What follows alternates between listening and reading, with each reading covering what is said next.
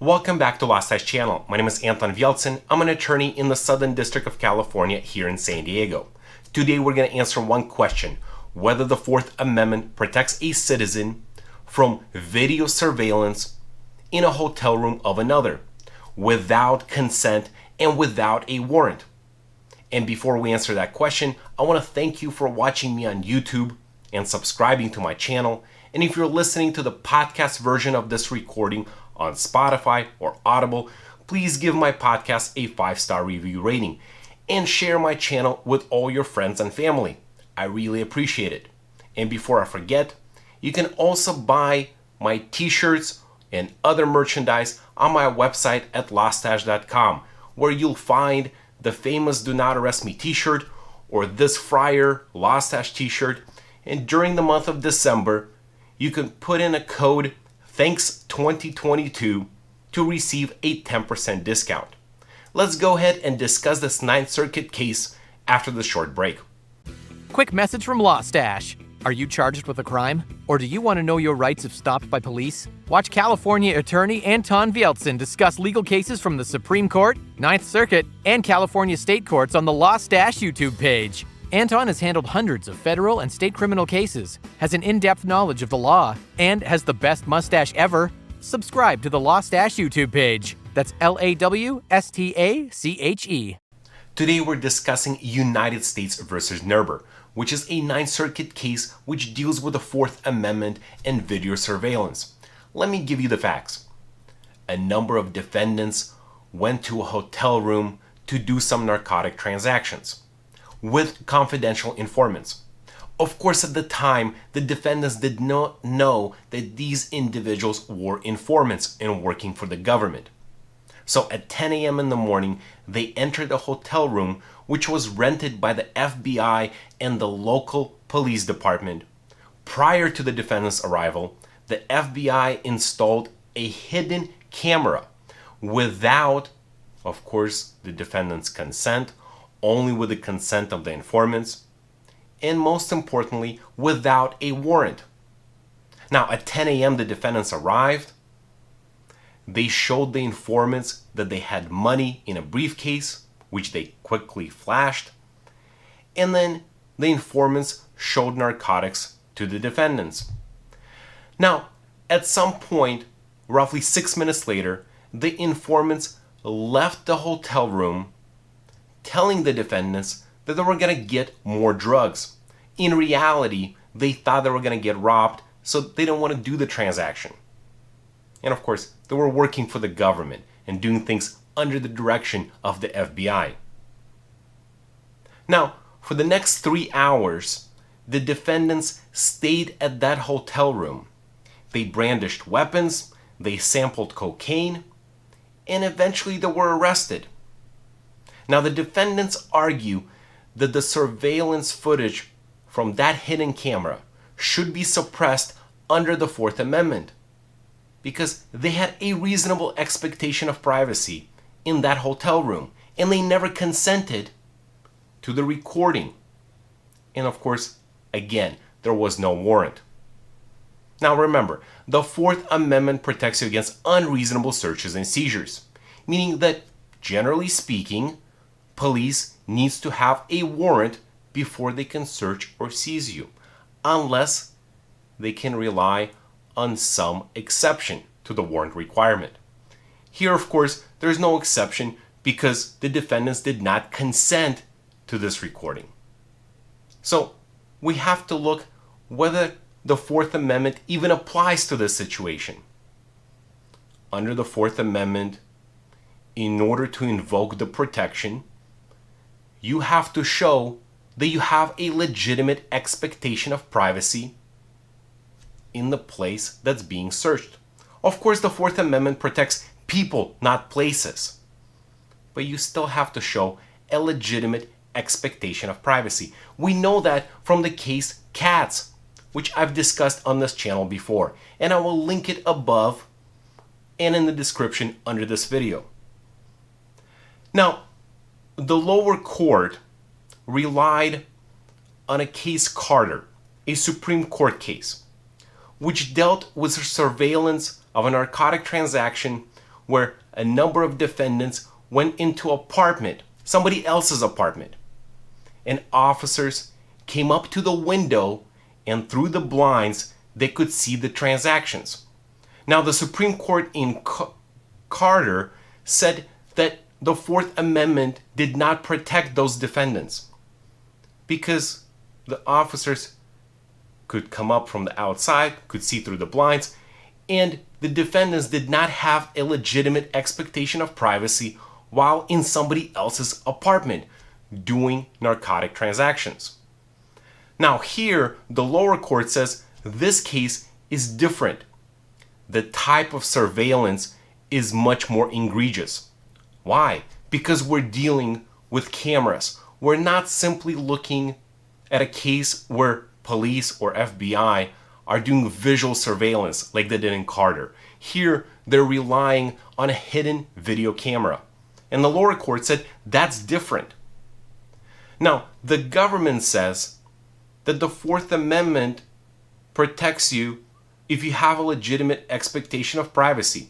We shouldn't be looking at what kind of intrusions the government does. That doesn't matter. Now, the Ninth Circuit goes through the history of the Fourth Amendment, through all the cases, or at least the ones that are relevant, and says that's not true.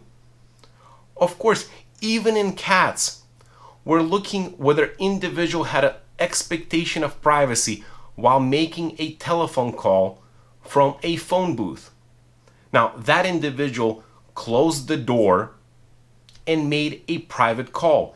Even though he was in public, the Supreme Court said that that individual had an expectation of privacy, that nobody would be listening to his phone call. Even though that booth was made of glass and individuals could see him, the expectation was that they would still not be able to hear his conversation, even though he was open in the public. He was inside a closed booth. So of course we're always looking at the place that's being searched while we're looking at the Fourth Amendment. And then the court goes through other examples.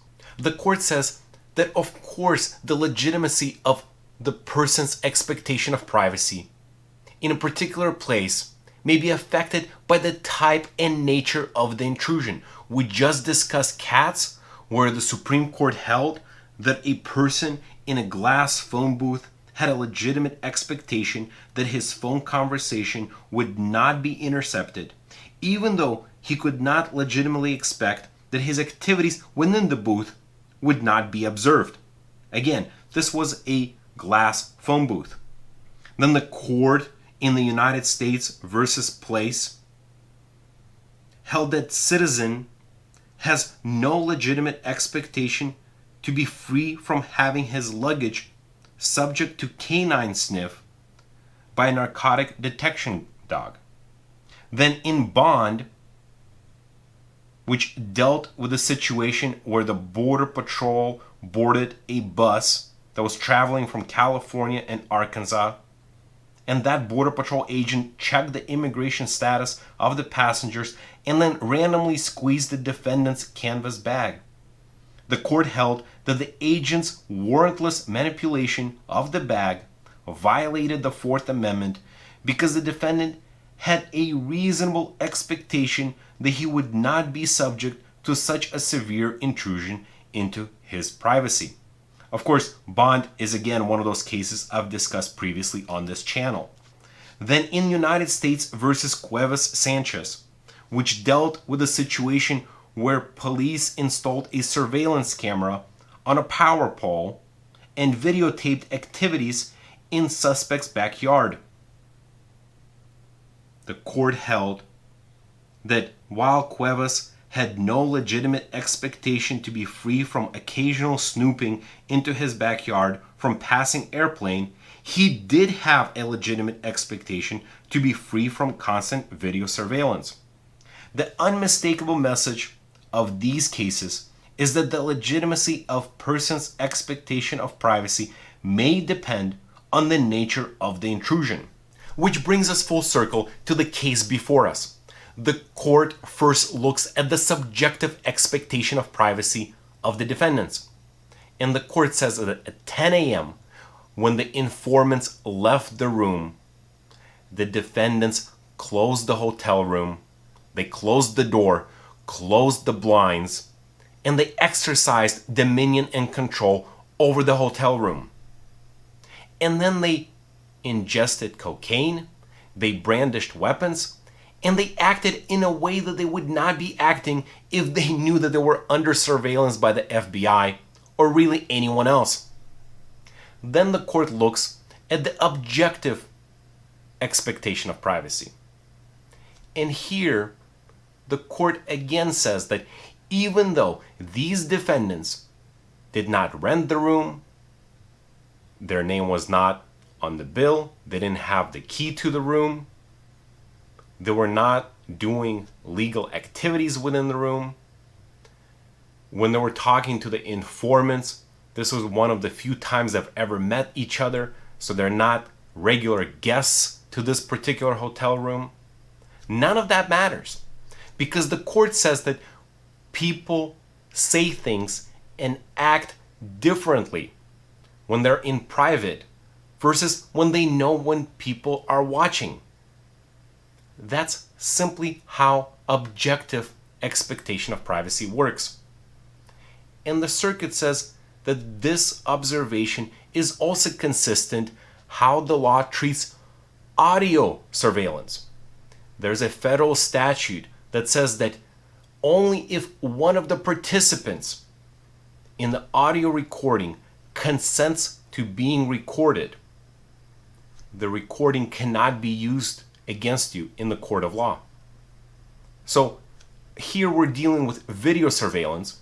So we know that the audio portion would not come in.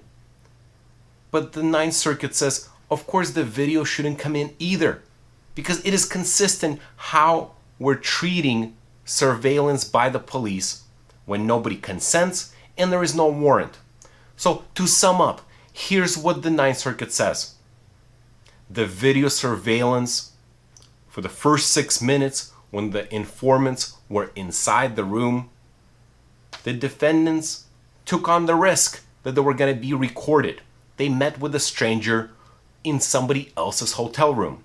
But once those informants left, for the next 3 hours, that information, that video, should be suppressed and cannot be used against the defendants, because the Fourth Amendment does in fact protect them against unreasonable searches and seizures. And here, this particular search is unreasonable.